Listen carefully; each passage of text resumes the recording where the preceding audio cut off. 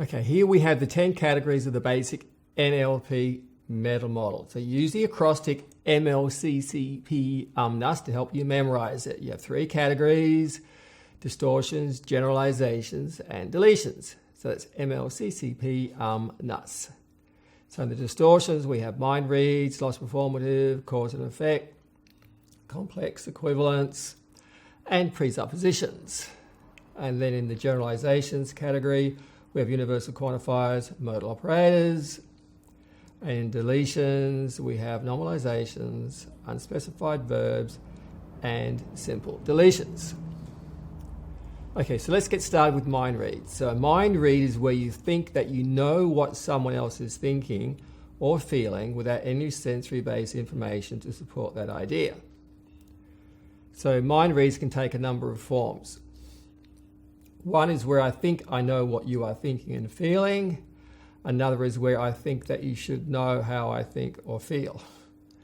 One can also hold mind reads about the future, as in crystal ball gazing and prophesying. So you gather more information about the mind read by asking how and what type questions. So we start with the example, he does not like me. We challenge the mind read by asking, well, how do you know that he does not like you? And the answer that we get could be, well, it is just that he does not return my phone calls. The answer is actually in the form of a complex equivalence, that is where A equals B. So we could ask, since when did someone not return your phone calls mean they do not like you? So do you see how we've moved the conversation forward just a little bit? In our next example, the person says, you don't give me what I need.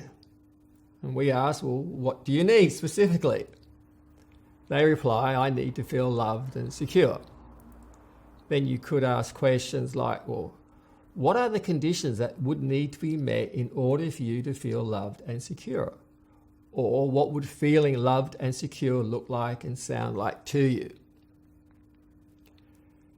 In our next example, the person says, I just know that I'm going to win the lottery. And we say, really? How specifically do you know that? And we could joke and ask, well, could you win the lottery for me too? They might reply to our first question and say, it's just this feeling that I have.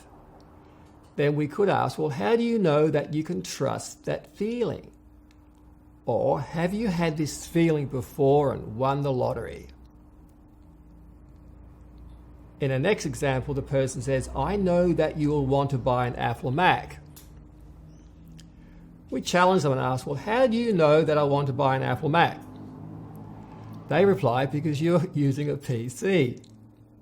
Retaliate, and we point to the broken glass on their iPhone and say, you think I should buy an Apple Mac? You could also use mind reads to directly influence another person. For example, you could say, you know that he likes you, don't you? Or you could say, another example, you know that understanding language patterns is the key to influencing people. You know that you would jump at the opportunity to teach the meta model to school kids. You know that the meta model gives you the tools to challenge the priests, the politicians, and the merchants with their deceptive rhetoric. And on that note, I would like to say thank you. Thank you for making an effort to challenge everything for the truth and to make learning the meta model fun. I will be posting images like this on my Facebook page. You then have the opportunity to write your response in the comments box and share the post with your friends and see what responses they come up with. You see, it's my belief that if we can generate massive interest in the meta model, then it would stimulate much more intelligent conversation, which has to translate into more peace, prosperity, and happiness on the planet. In the next video, you will learn how to recognize and challenge a lost performative. So, see you there.